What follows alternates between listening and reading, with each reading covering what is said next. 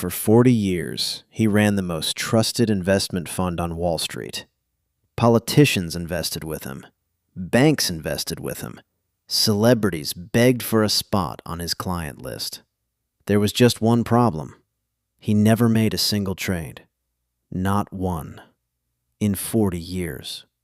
This is the story of Bernie Madoff, the man who stole $65 billion in plain sight from the top floor of a Manhattan skyscraper, while the entire financial world called him a genius.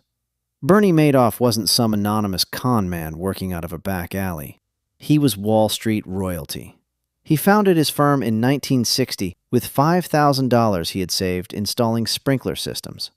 Over the decades, he built it into one of the largest market makers in America, so influential that he became chairman of the Nasdaq stock exchange. The Nasdaq, one of the biggest stock markets on the planet. He advised regulators. He sat on industry boards. If you wanted to understand how modern trading worked, Bernie Madoff was one of the men who helped invent it. And that reputation was the perfect weapon. Because alongside the legitimate business, Madoff ran a private investment fund. And that fund did something no fund on earth could do. It made money. Always.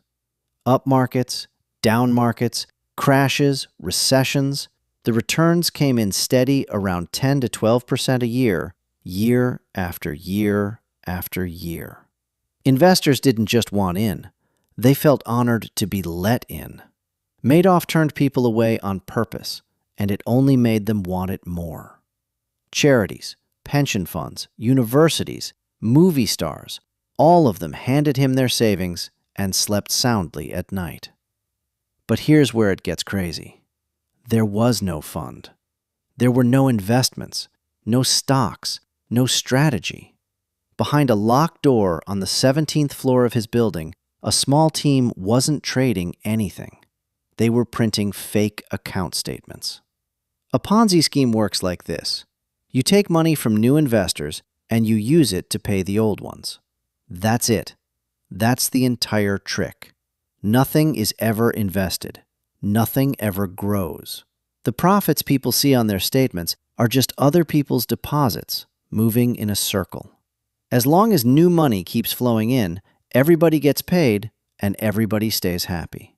And because Madoff's returns looked so calm and so consistent, nobody panicked. Nobody pulled out.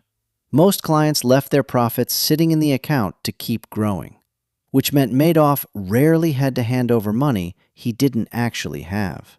He kept it running for decades, through recessions, through the dot-com crash, through investigations.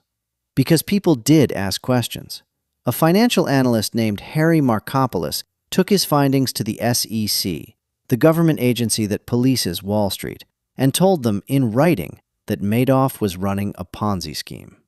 He did it more than once over 9 years. The SEC investigated and found nothing. Nothing at all. Then, in 2008, the financial crisis hit. And the one thing a Ponzi scheme cannot survive is everybody asking for their money back at the same time. Clients wanted out. $7 billion in withdrawal requests landed on Madoff's desk. He had a few $100 million left. The circle had finally run out of road. On December 10, 2008, Bernie Madoff called his 2 sons into his apartment and told them the truth. The entire business was, in his own words, one big lie. The next morning, his sons turned him in to the FBI.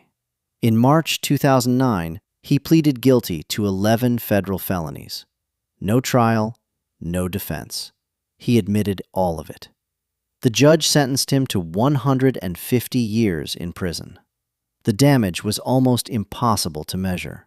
Nearly 41,000 victims across 127 countries.